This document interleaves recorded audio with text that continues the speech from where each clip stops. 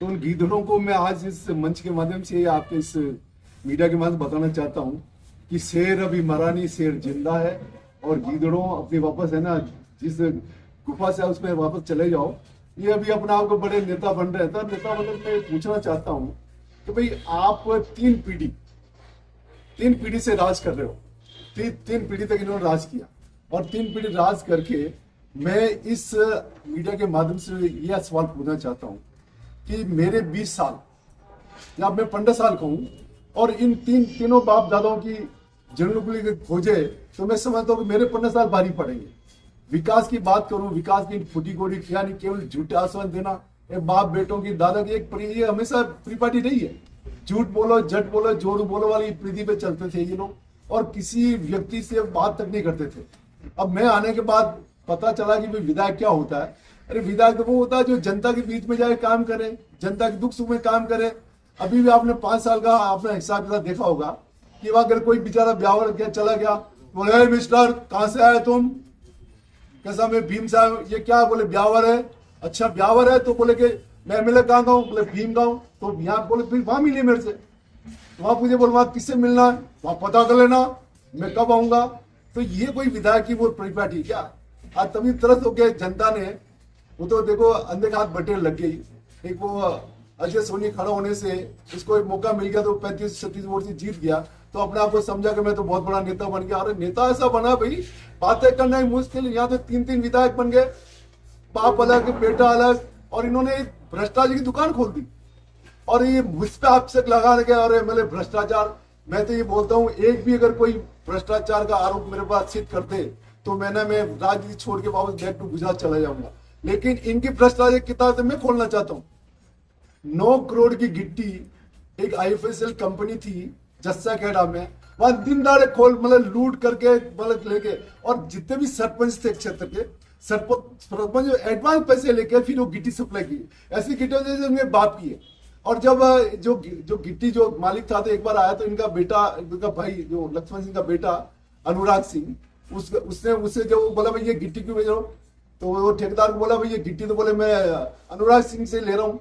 तो अनुराग सिंह बोला भाई ये गिट्टी कैसे दे रहा हूँ, बोले तू कौन होता है, बोले साल तेरे को जेल में बंद करवा दूंगा। और उससे तो मुझे बड़ा अफसोस होता है, कलेक्टर देखे तो मौन और एसपी देखे तो मौन, मतलब इन्होंने अलग से बेहतर नहीं बोला और दिन दहाड़े गिट्टी बेची। और फिर ये बोलते हैं कि साहब हम ईमानदार का तकबर कर रहे हैं। और उसके अलावा भ्रष्टाचार में इन्होंने रेत माफिया, इन्होंने भू माफिया, रेत माफिया, शराब माफिया, जमीन माफिया, जितने माफिया थे सब इन्होंने पैदा किए। और माफिया में बेचारे 2 निर्दोष लोगों को, एक रेत माफिया में 2 आदमी, एक तो गुजर समाज का बेटा था, एक मेवाड़ा समाज का बेटा, दोनों को मरवा दिए। यही नहीं रुके, इन्होंने एक 22 बीघा जमीन थी यहाँ पे हीरा की बस्ती में, जो आपने देखा पूरा एक जमीन है पूरी, वहां पेड़ ही पेड़ लगे हुए, उसके अंदर एक मंदिर है। वो मंदिर है, उस मंदिर पे भी वहां पे कब्जा करने के लिए इन्होंने दिन दहाड़े लोगों को पेट्रोल डलवा के मरवा दिया, पुजारी को। तो पुजारी तो भगवान को प्यारे हो गया। और आज वो जो पुजारन भी मौत और जिंदगी के बीच में जूझ रही है, जो इसको बदुआ दे रही है और ये बदुआ इसको भारी पड़ेगी। दिन दहाड़े मरवाया। और उसके अलावा इन्होंने जमीनों का तो इतना भयंकर मतलब वो कबाड़ा किया कि पूछो मत। आज मैं बताऊं 8 बीघा जमीन जो ये यूनाइटेड मिनरल, आप मारवाड़ रोड पे जाते हो देखी होगी, यूनाइटेड मिनरल पे इन्होंने 8 बीघा जमीन अभी से कब्जा है। तो अभी बोला अभी, अरे तू सच्चा अगर ईमानदार थे मेरे भाई तो फिर तुम कोर्ट में क्यों गए, सरेंडर कर देते सरकार की जमीन को, नगर पालिका जमीन 8 बीघा सरेंडर कर देते। तो मैं सोचता वास्तव ईमानदार आदमी, चोर और ऊपर से भी चोरी करना, ऊपर से और चिल्लाना।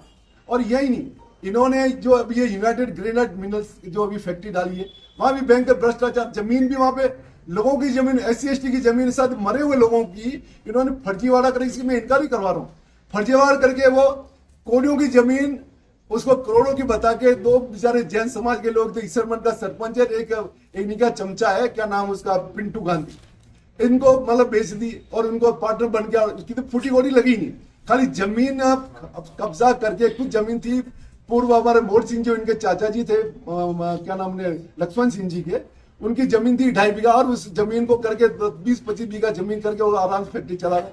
अरे कुछ तो भ्रष्टाचार को तो प्रीति को तो हद करो यार। यही नहीं, जहां जहां देखे, यहाँ देखो तो यहाँ भी मतलब ये जो जमीन है, आज मेरे को पता लगा, आज मैंने स्टेट बनाओ तो पता लगा वहां जमीन वहां भी कब्जा कर रखा है। और वह कब्जा भी कैसे किया, पहली जमीन बेची एक सिंधी को 85 लाख में। उस सिंधी को हम कब्जा नहीं करने दिया तो देखिए सिंधी ने कहा क्या करूं, तो उसने देखो वापस एक बेचारे जैन समाज से बेंगलोर रहता उसको पकड़ा, वो जैन समाज के व्यक्ति को उसको जमीन उसको हैंड ओवर कर उसको मतलब बेच दी।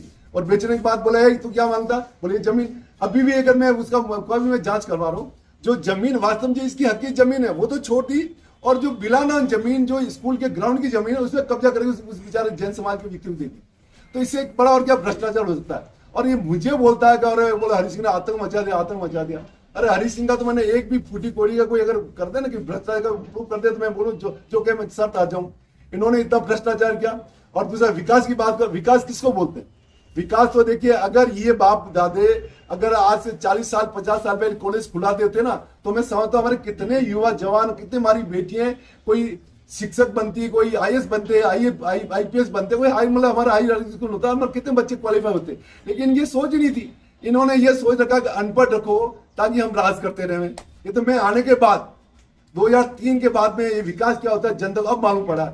मेरे आने के बाद देखो भीम में राजकीय महाविद्यालय खुला है, देवगढ़ में राजकीय महाविद्यालय खुला है, मॉडल स्कूल भीम में, मॉडल स्कूल देवगढ़ में, और central school last time Deogarh थी और इस बार सेंट्रल स्कूल बहुत अतिशीघ्र चालू होने वाली है। और मॉडल दूसरी जो है ये कस्तूरबा गांधी विद्यालय भीम में, फिर देवगढ़ में, और भीम को वापस क्रमबद्ध किए इसके लिए 4 करोड़ रुपया मैंने और फंड अभी दिया है मंगरा सॉरी इसमें डीएमटी से, और 4 करोड़ रुपया मैंने आयुर्वेदिक औषधालय के लिए दिया है। इन्होंने एक उप जिला चिकित्सालय खुलवाया।